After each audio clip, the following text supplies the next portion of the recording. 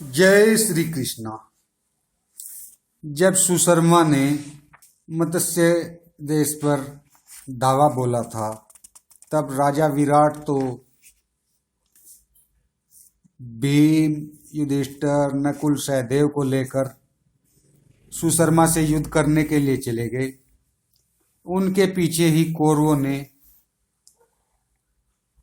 विराट देश पर हमला कर दिया और उनकी गौओं को कैद कर लिया। तब विराट के पुत्र राजकुमार उत्तर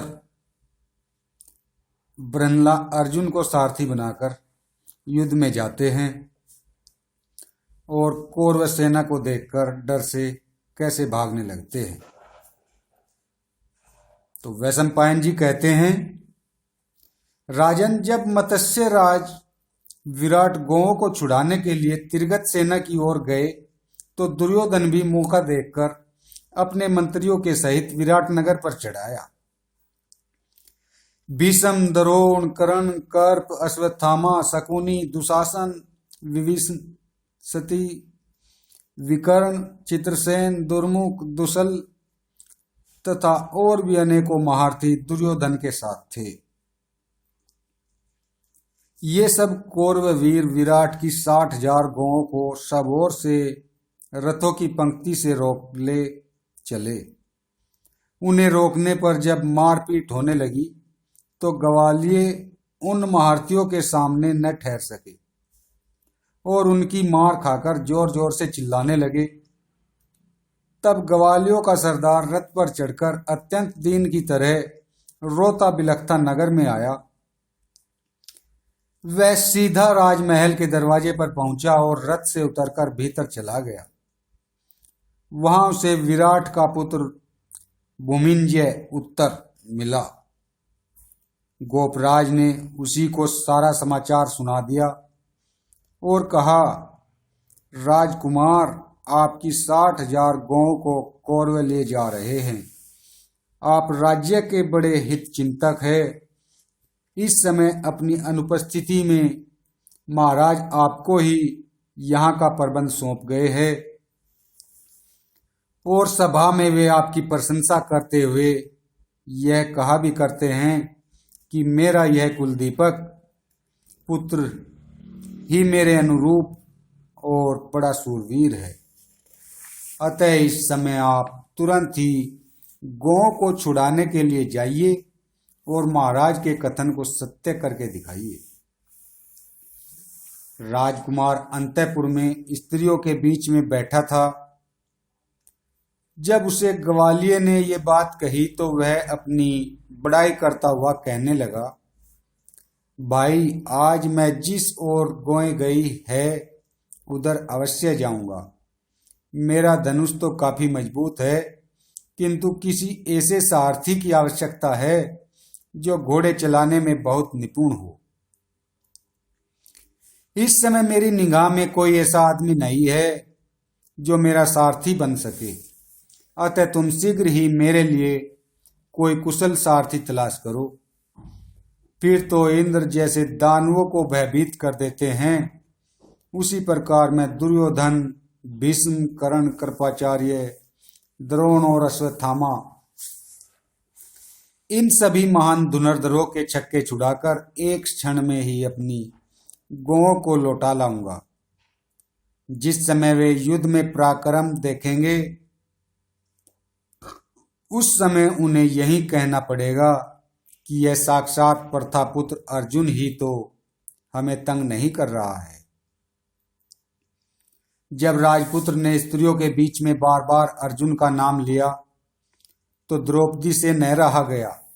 वह स्त्रियों में से उठकर उत्तर के पास आई और उससे कहने लगी, यह जो हाथी के समान विशालकाय और दर्शनीय युवक ब्रह्मला नाम से विख्यात है, पहले अर्जुन का सारथी ही था। यदि यह आपका सारथी हो जाए तो आप निश्चय ही सब कौरवों को जीतकर अपनी गौएं लौटा लाएंगे। सैरंध्री के ऐसा कहने पर उसने अपनी बहन उत्तरा से कहा, बहन, तू शीघ्र ही जाकर ब्रह्मला को लिवा ला। भाई के कहने से उत्तरा तुरंत ही नृत्यशाला में पहुंची। ब्रनला ने अपनी सखी राजकुमारी उत्तरा को देखकर पूछा, कहो राजकन्या, कैसे आना हुआ? तब राजकन्या ने बड़ी विनय दिखाते हुए कहा, ब्रनले, कौरव लोग हमारे राष्ट्र की गौ को लिए जा रहे हैं। उन्हें जीतने के लिए मेरा भाई धनुष धारण करके जा रहा है। तुम मेरे भाई के सारथी बन जाओ और कौरव लोग गौ को दूर लेकर जाएं, उससे पहले ही रथ उनके पास पहुंचा दो। कुमारी उत्तरा के इस प्रकार कहने पर अर्जुन उठे और राजकुमार उत्तर के पास आए। ब्रनला को दूर ही से आते देखकर राजकुमार ने कहा, ब्रनले, जिस समय मैं गौ को बचाने के लिए कौरवों के साथ युद्ध करूं, उस समय तुम मेरे घोड़ों को उसी प्रकार अपने काबू में रखना जिस प्रकार पहले से रखते आए हो। मैंने सुना है पहले तुम अर्जुन के प्रिय सारथी थे और तुम्हारी सहायता से ही पांडव परवर अर्जुन ने सारी पृथ्वी को जीता था। इसके पश्चात उत्तर ने सूर्य के समान चमचमाता हुआ बढ़िया कवच धारण किया तथा अपने रथ पर सिंह की ध्वजा लगाकर ब्रनला को सारथी बनाया।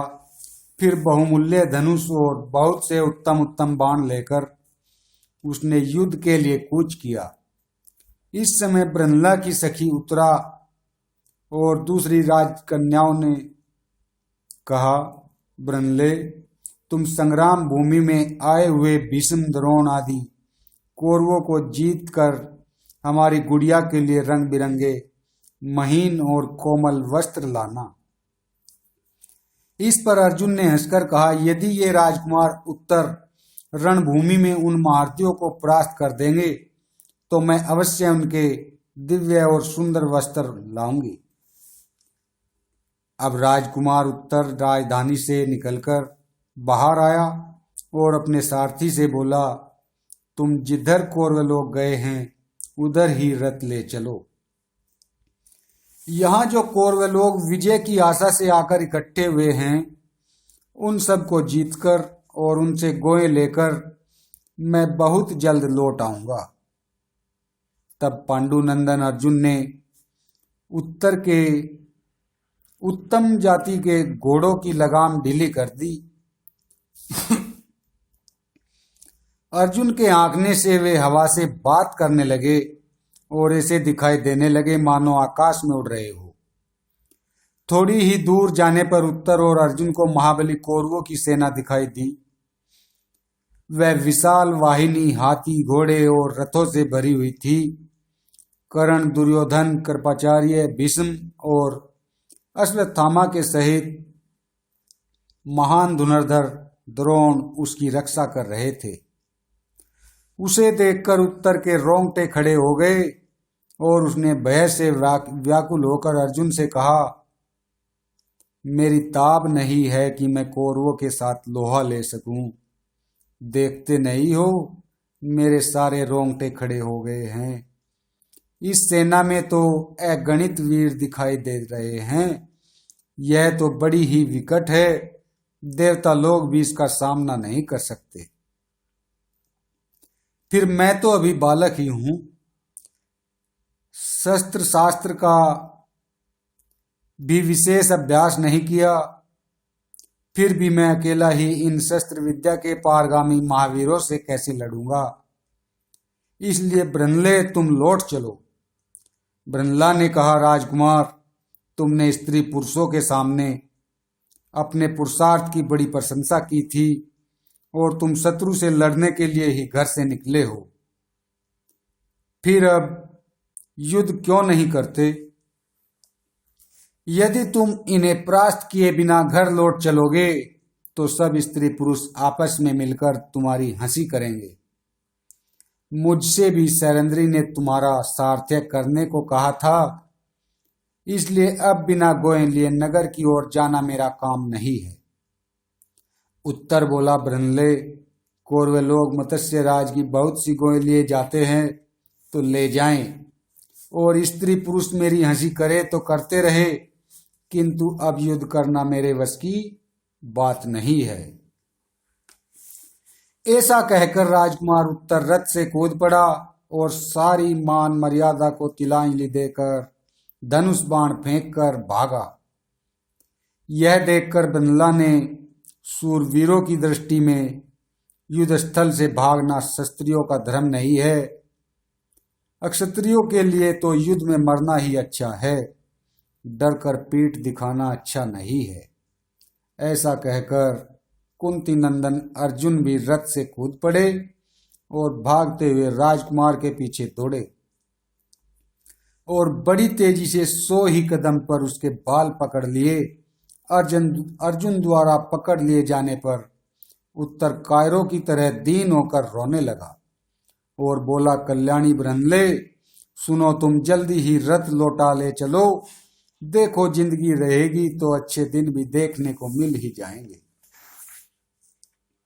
उत्तर इसी प्रकार घबराकर बहुत अनुनय विनय करता रहा, किंतु अर्जुन हंसते हंसते उसे रथ के पास ले आए और कहने लगे, राजकुमार, यदि शत्रुओं से युद्ध करने की तुम्हारी हिम्मत नहीं है तो लो, तुम घोड़ों की राश संभालो, मैं युद्ध करता हूं।